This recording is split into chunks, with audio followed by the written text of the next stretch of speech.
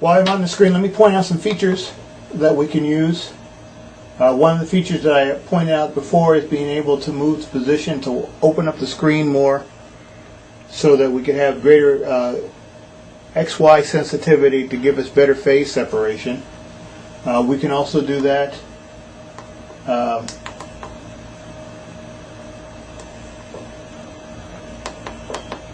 in the Y position.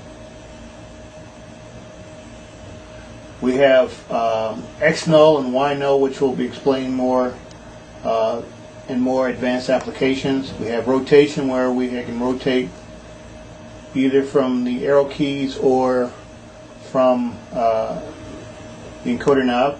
Reset is there where it will set everything back to a reset value, so that in fact if you've gotten too far out of what you want to do and can't remember how to get back, hitting reset will reset everything back to the original values that you started at. If you go back to menu and we go back to dots, hit enter, notice the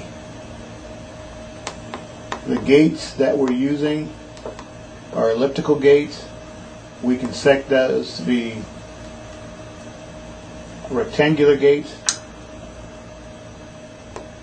We can adjust its width. We can adjust the height.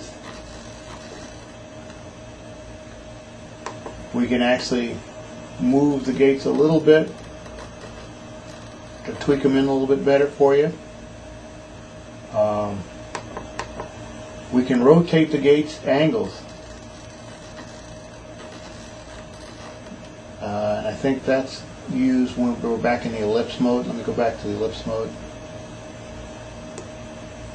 Do that by hitting menu, excuse me, escape. We go back to gate, hit rectangular, back to ellipse. I'll change the type of ellipse we're using. You notice how it changes the ellipse, and then I can rotate the angle of the gate. To select the next gate to be adjusted, you would go back again to the dot number, adjust the next gate, dot 3, and then go back to gate, hit enter. You can make gate 3 a rectangular gate, as we see, and then I can make the adjustments as necessary.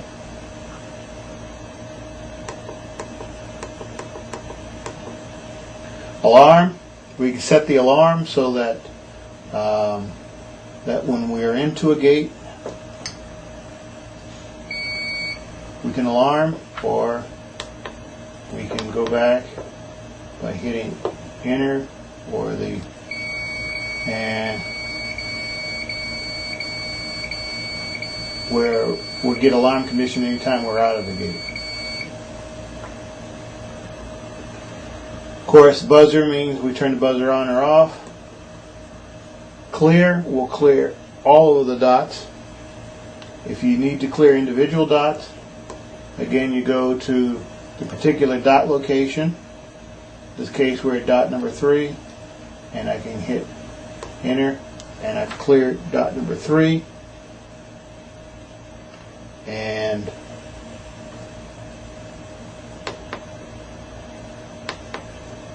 we can go and adjust and clear dot number 2, and it will shift the register for the existing dot positions.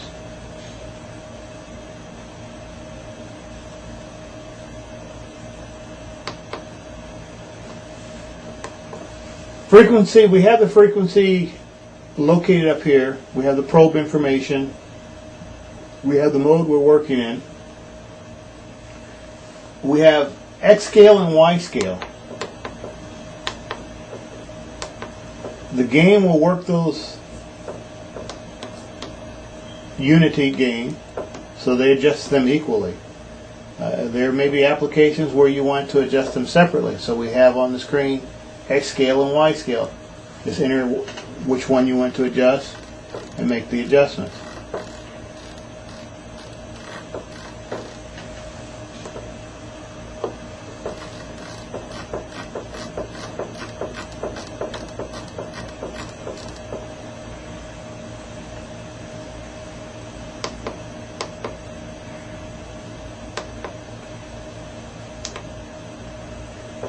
To store a screen, well, we also have a mode called, before we get there, we have a mode called persistence.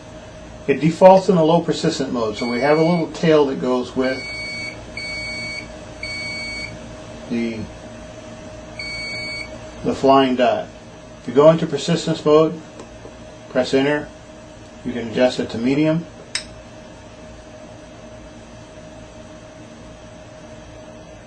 And the persistence will stay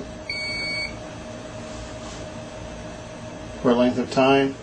We have high, which increases the length of persistent time before it clears.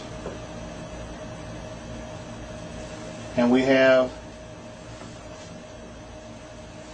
a mode where the persistence will stay until this enter button is pressed.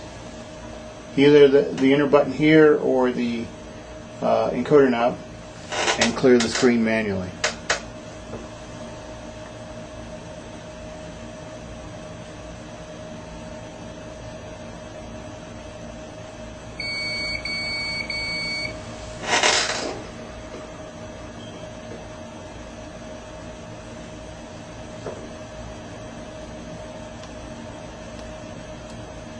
Again. Display will allow you to select the freeze mode, offset the waveform, which we'll show in a little bit, or add grids to the screen. And we do have grids for the RF mode only. Right? Voltage allows us, the input voltage normally set for the probes is 20 volts. You can adjust that in areas where we're getting probes that may be a little bit hotter than normal. This may occur if you're using older style Bondascope 2100 probes. We have an adapter that allows the gauge to be used with older 2100 Bondascope probes. Sometimes those are a little bit hotter, so these can you can adjust the voltage accordingly. Setup. This is where we can either recall a setup or save a setup.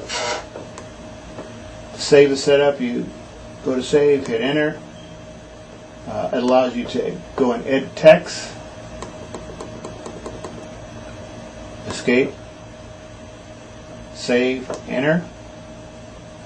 This setup is saved. Press menu. We can also save screens. Save a screen. We can save this screen. We can edit the screen information and save the screen. So now, for this particular probe, we have to show you what's available for this probe. We can unplug the probe, plug it back in, and it shows you the last setup number 1, which will allow us to go to there. We'll set that up. That's the setup we have. If we want to look at the screens, we go back, recall screen, hit enter. That's the screen that we saved. All of this information can be downloaded to the USB port and displayed on our data transfer software program.